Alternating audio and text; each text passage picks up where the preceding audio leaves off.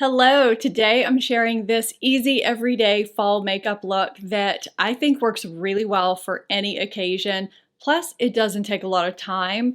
I'll also be sharing some tips along the way. I love the transition from summer to fall, so I thought this would be a really fun video to do. You can use any products you have on hand. I'm really excited to be partnering with one of my favorite brands yet again, Lancome, to share some of my favorite products to complete this look. Welcome back to my channel. Welcome if you're new, and let's get into this easy, everyday, quick fall makeup look. On my face today, I'm using the Prep and Hydrate Primer and Tint Idole Foundation. And as I do with any primer, I go in with a pea-sized amount and apply it all over my face like it's a lotion. It sinks right into the skin, it's light, it doesn't feel greasy or have that silicone feel. It's really important to let any primer you use sink in for a minute or two before you go in with foundation, so I refilled my coffee during that time. You can do anything you want. Check your phone, apply your eyeshadow primer if you want. I'm doing something different for my eyes, so I didn't do that today, but as long as you let it sit for a little bit, that's what you want to do so that your makeup wears longer and better. Just a little tip. I know when we're talking fall makeup, it's more about the color we're putting on our face than it is about the foundation step, the priming step. So I'm going through both of these sections kind of quickly, but I did want to touch on them because I know that's helpful for many of you. For me in the fall, my coverage level tends to change a little bit. It's not quite as sheer and dewy and no makeup-y as it is in the summer, but I still want my skin to look natural. I still don't go for full coverage looks. I'll show you the kind of coverage level, usually around medium or medium to full, that I like to get out of most of my foundations around this time of year. So I'm just applying shade 320 to half of my face so that I can show you that coverage. I like to apply most foundations with a damp sponge. I know a lot of you know that, and I just love how quickly, how easily this applies, the versatility in coverage, and because it works so well for all skin types, it's long lasting, but it still looks natural and it doesn't give that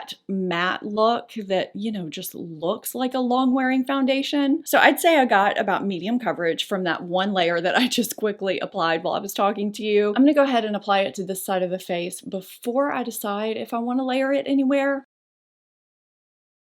I don't take foundation under my eyes, so we're not looking at my under eye circles at this point in time, just at my face coverage. I think that looks good, but I might want to layer it a little bit here where I have a little bit more redness, just a tiny bit.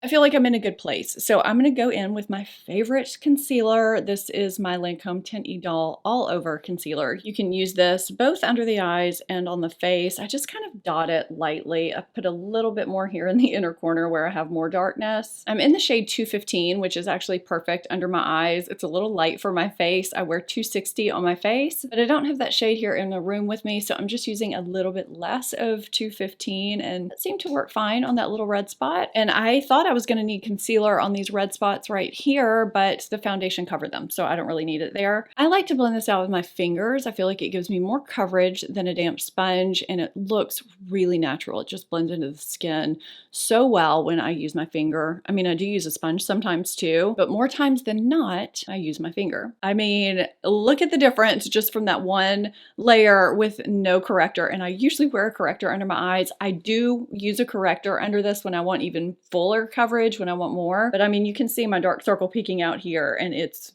basically gone here. I know this doesn't have anything to do with the fall look, but I like to show you guys this step sometimes as well. And I'll just take whatever tiny bit I have left over on my finger up onto my eyelid to secure my eyeshadow in place. So if I feel like I want a little bit more coverage in those darkest points right at the inner corners, I'll add just another dot right there and just lightly tap it out in that specific location with my finger. And it gives me that extra coverage without, you know, looking heavy or looking like I'm wearing too much concealer under my eyes. This concealer covers well, it stretches with my under eye area, so it never emphasizes the texture or the dryness that I get during the day. I'm going to set everything with a longtime powder favorite, Lancome Long Time No Shine. I've been talking about this for years. I just tapped a little bit into the lid and I'm just going to lightly dip my damp sponge, just slightly damp, into it, tap off the excess, and I'm going to set. This is gonna look crazy and like you'll wind up a powdery mess, but as you continue to press the powder into your skin, it just starts to look so seamless. It really fuses the powder into your skin so that what you're left with is basically one layer and your makeup being set really well, as opposed to a layer of powder being dusted over the top of your face,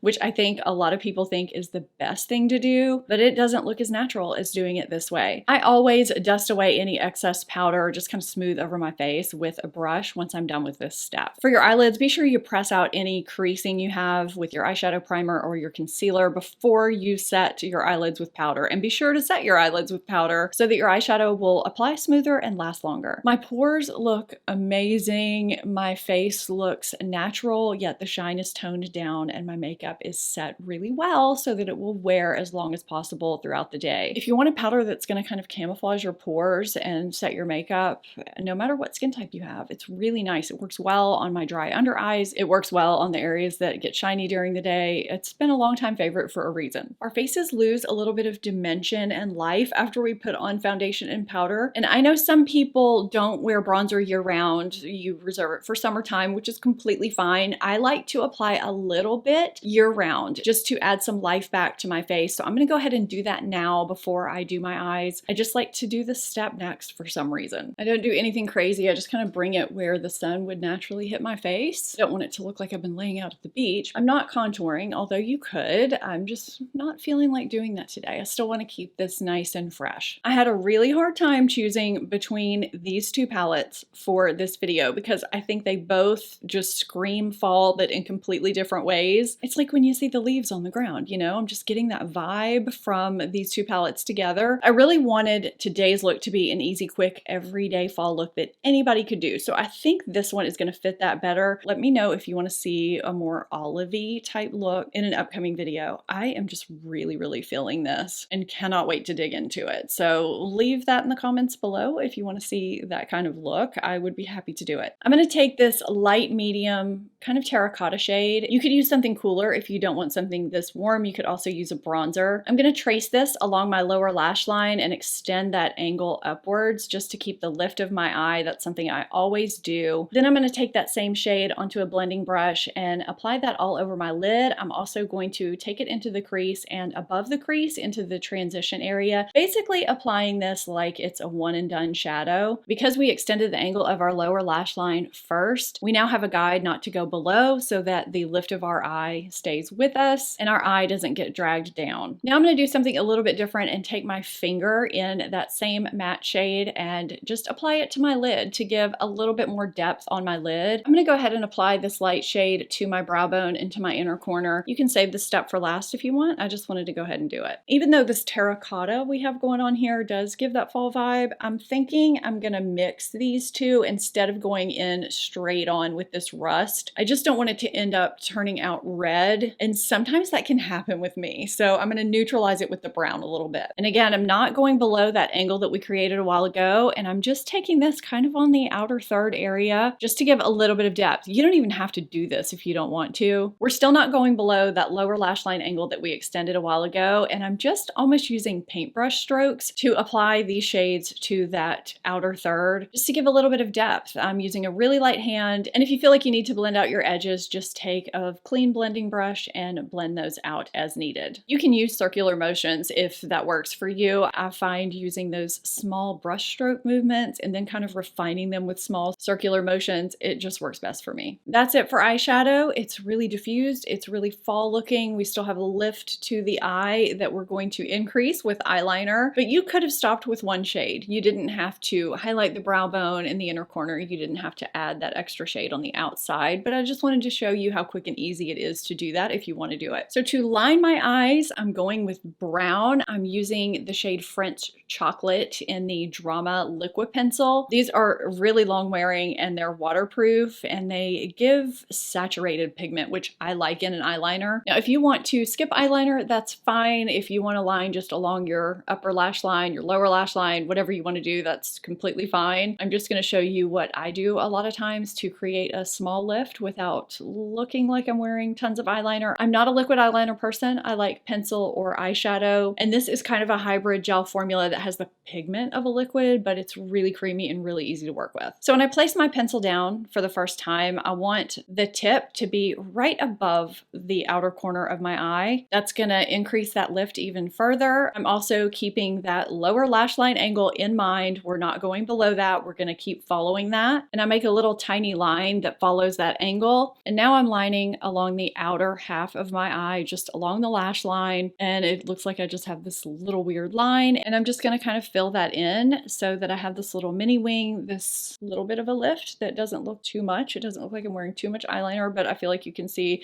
a distinct lift with this eye that you can't see with this one. And I like that I can smudge these just a little bit to where those edges don't have to be quite as precise. I felt like the Mesure Big mascara paired really nicely with this look. It added some nice volume and length and a lot of black to the look, which I feel like this kind of monochromatic terracotta pumpkin look needs. I also like a neutral blush with this type of a look, just something I can wear with everything. So I do have on my beloved Miel Glacé. I think I'm saying that right. It's buildable and has a slight radiance to it, which means I don't really need a highlighter or anything. I can eliminate that step. You can't really mess this blush up, which is something I love. And I find that I reach for the shade in my daily life a lot because it does go with everything and it applies so quickly and easily. Now, I'm not finished with my lips, but I did go ahead and line them with the Le Lip lip liner in the shade Ideal. I used this in a previous video and used a light hand, and it comes out just a little bit deeper than my natural lip color.